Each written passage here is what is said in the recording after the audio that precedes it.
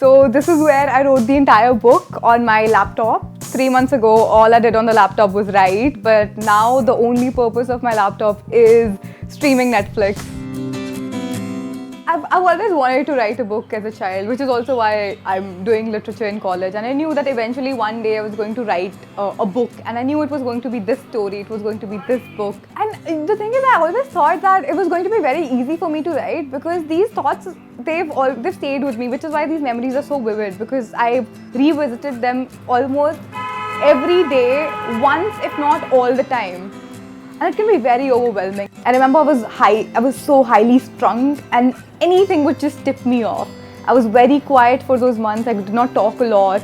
I was very distant from my friends. Now it's a relief. Not only because I've written it, but because I've shared the story with a lot of people.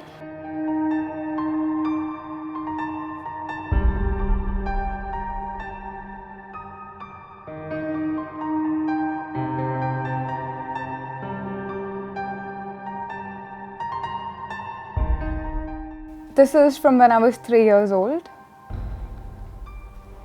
I realize I need a plan. I do not trust these adults. They cry and are unreliable. Who can be sure that they know what they're talking about? On one hand, Mummy tells me that if I close my eyes and try to talk to him, he'll be able to hear me out. On the other hand, she tells me he won't come back. On one hand, she tells me he loves me unconditionally. On the other hand, she tells me he still won't come back. If he loves me, he'll come back. He just doesn't know where to come.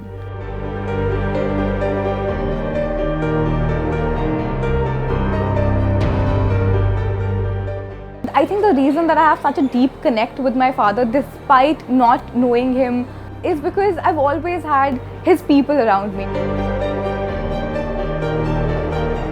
I remember when I was writing the book and I showed my mother the first draft, and my mother comes blaring at me. She's like, "Gurmehar, this is why are you writing about me? Why aren't you writing about yourself? Why aren't you writing about your dad? Why are you writing about me and my mother?"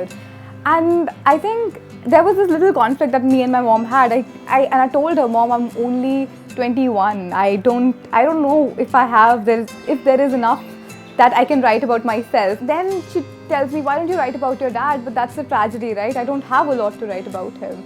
Anything that I know about him is through you. And I cannot talk about myself or my dad without talking about you or my Nani. And as a woman, I understand how important my mother and my grandmother's story is. And I had to tell it out. And I think it's so important to talk about the idea of family, the idea of being together, the idea of keeping a person's memory alive by talking about him. This is my tiny bookshelf that I have here. I just got my course books for this semester. These are books. The center pile is books that I swear by. The Funny Boy was last year, we did it in our course, but it's become one of my favorite books. The Thousand Splendid Suns, I've spoken about it in a lot of times. It's one of the books that really changed my life. Anna Karenina, I have 2 copies. There's one here, there's one here.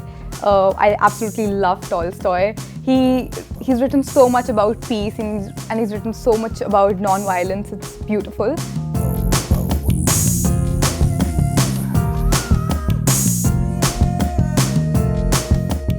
I don't listen to a lot of music right now, but back in the day I used to listen to a lot of songs that I could run to. So if there's somebody I really looked up to and I really wanted to be like, was Hannah Montana.